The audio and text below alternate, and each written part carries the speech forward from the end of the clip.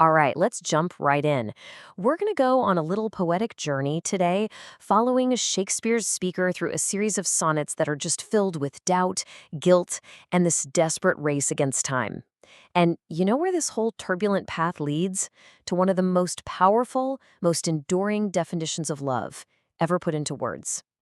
In that right there, that's really the heart of it. This is not just pretty language. Shakespeare is actually building a philosophical case. He's putting love to the test, pitting it against its greatest enemies, to get to this hard-won conviction. So the stakes here, they aren't just about a relationship. They're about whether love itself means anything in a world full of decay and human failure. So, the best way to think about this is as the speaker's journey.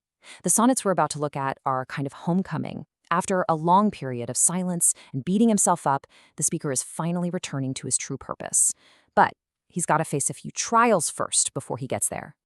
Okay, so first step on the journey, it's a call to action. The speaker needs to wake up his slumbering muse, get that creative fire burning again. And he doesn't start with some gentle request. Oh no, it's a challenge, almost a scolding. Just look at this opening line from Sonnet 100.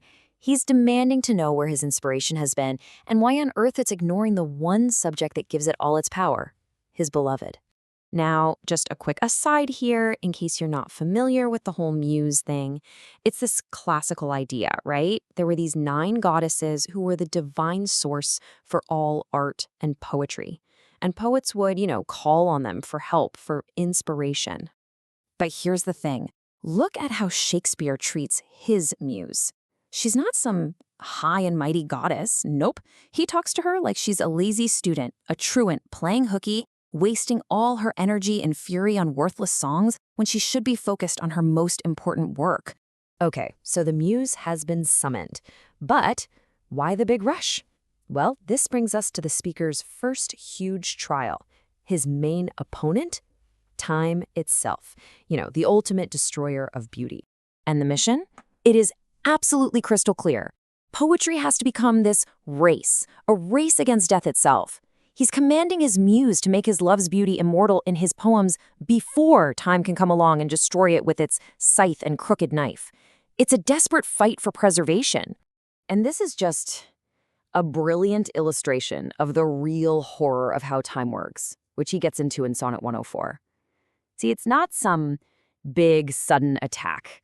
No, it's this slow, constant, imperceptible decay. It's like the hand on a clock. You can't actually see it moving, can you? But you know it is. It's always moving. And that's what's happening to beauty.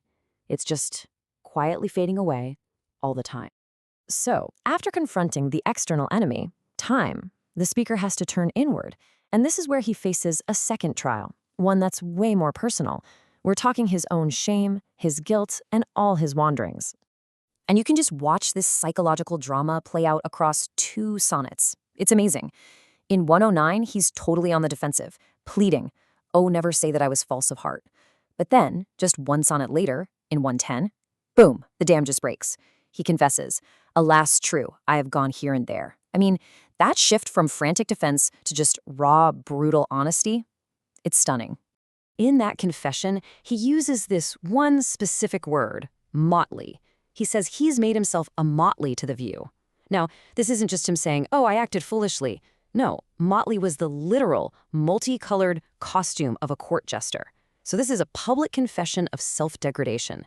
And you have to remember, for Shakespeare, an actor in a profession that was often looked down on, wow, that word must have had such a deep personal sting. And he just doubles down on this shame in the very next sonnet with one of the most powerful images in the whole sequence. He feels his public career has permanently stained him, given his name a brand, just like a dyer's hands are permanently colored by the dyes they work with. He's afraid his very nature has been corrupted by his job. But, this confession, it isn't the end of the story. It's actually a necessary step. Hitting this absolute rock bottom of shame and guilt, that's what allows the speaker to find his way back. It's what allows him to finally find some clarity. And all of this brings us to the climax of the entire journey. He's faced the threat of time. He's faced his own personal failings. And now, This speaker arrives at this just profound and timeless definition of love. And so now he can ask the one essential question this whole journey has been leading up to, right? After everything he's been through, the fear, the guilt, the shame, what is true love then? What's actually left when you strip all that other stuff away? He kicks off Sonnet 116 with the certainty of like a legal declaration. He's actually borrowing language from the marriage ceremony. He says he will not admit any impediments, basically no valid reasons why these two true minds shouldn't be together. And he starts by defining what love isn't, and this is key. It is not love if it changes just because circumstances change. So, okay, what is it then? Well, first, he says it's an ever-fixed mark. The best way to picture this is a lighthouse standing on a rocky coast. It just watches these huge storms, these tempests, rage all around it, but it is never, ever shaken. It's that one point of absolute stability in a completely chaotic world. And the second metaphor? Just as powerful. He says love is the star to every wandering bark. A bark is just an old word for a ship. So think of the North Star. It's that fixed point in the sky that provides guidance and direction to anyone who is lost. So what he's saying is, love is what gives us our bearings. And here it is. This brings him right back, face to face with his old enemy, time. Love, he declares, is not time's fool. Sure, physical beauty, the rosy lips and cheeks, yeah, that stuff is absolutely going to fade.